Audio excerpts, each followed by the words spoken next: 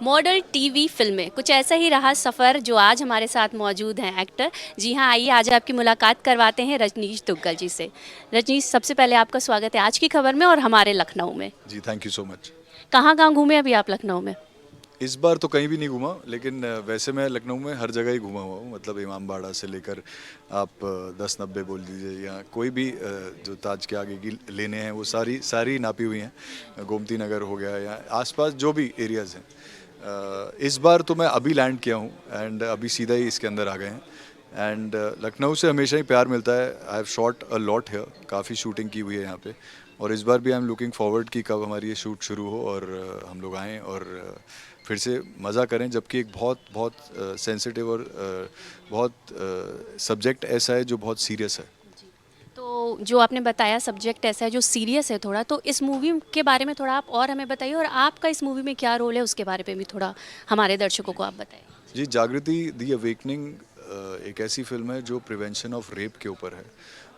कैसे एक prevention of crime का ही एक पार्ट होता है रेप। और रेप अक्सर तब लाइमलाइट में आता है जब हो जाता है। यहाँ पे हम जो बात कर रहे हैं वो प्रिवेंशन ऑफ रेप की है, जो कि जब उसका डर भी हो या उसके आपको ज़रा सा भी मतलब कुछ डर हो या खौफ हो या कहीं से आपको कुछ हिंट्स आए हैं and you can go and report.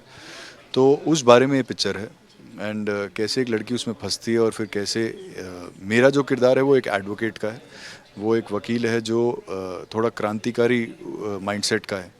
And वो कैसे इसमें घुस जाता है उस लड़की का मदद करने, और फिर क्या क्या इसके साथ होता है। तो ये तो थी आपकी फ़िल्म की बात। मैं आपसे कुछ आपका पर्सनल पूछना चाहती हूँ कि आप, एक आर्टिकल में मैंने पढ़ा कि आप जो है अपने पापा के साथ कश्मीरी गेट पे जो उनकी शॉप थी, वहाँ पे आप काम करते, तब तक आपका कोई इंटरेस्ट नहीं था इस इंडस्ट्री में आने का। तो कैसे एंट्री हुई आपकी बॉलीवुड की? थोड़ा शॉर्ट में आप हमें बता दीजिए।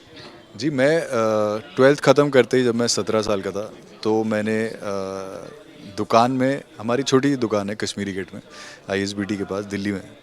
और मैं एज एन एम्प्लॉय ज्वाइन किया था मैंने। तो मैंने शटर भी खोला हुआ है, झाड़ू पोछा सब लगाया हुआ है दुकानों में। दुकानों में नहीं, अपनी दुकान में, बट एज एन एम्प्लॉय, मतलब जो जिसको पैसे मिलते हैं, सैलरी मिलती है। पापा पे करते थे। जी जी। और उसके बाद मैं धीरे धीरे, मतलब मैंने एंड मेरे को काम का शौक था। तो मैं अपना बीबीए कर रहा था, आधा दिन मैं दुकान करता था और आधा दिन कॉलेज जाता था। And BBA honours once I finish, तो तब तक 3 साल 4 साल, मतलब 3.5 साल मैंने पूरा संभाला है।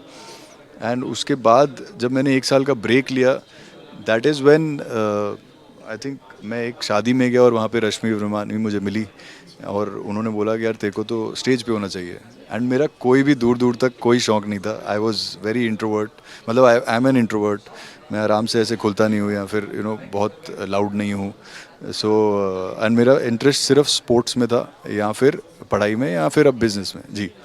सो ये हुआ, मेरी एक दो कज़न थी आसपास, उसने बोला यार कर ले, एक ये टॉप की कोरियोग्राफर है इंडिया की, ये बोल रही हैं तो कुछ तो होगा। एंड देन आई सेड कि ठीक है। मैंने फिर किया एक, अब एक किया तो there was no looking back.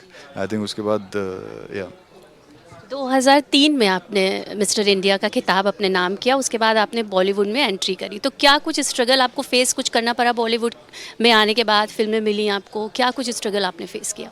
नहीं, मैंने 2003 में मिस्टर इंडिया जीता, फिर मैं लंदन गया। वहाँ 2003 के एंड में मैंने मिस्टर इंटरनेशनल का सेकंड रनर अप जीता, फर्स्ट रनर अप जीता। फिर वहाँ पे कुछ महीने काम किया, फिर मेरे को लगा कि मुझे इंडिया में ही करना है। एंड मैं केम बैक, जबकि वहाँ पे I was signed with the top agency there. And I started doing, तब तक फिल्मों का कोई सीन नहीं था। तब तक मुझे सिर्फ मैं मॉडलिंग ही कर रहा था। एंड आके मेरे को पहला वीडियो मिला छोड़ दो आंचल, बॉम्बे वाइकिंग्स का। जब मैंने वो किया तो मुझे लगा कि यार shit, this is what I want to do.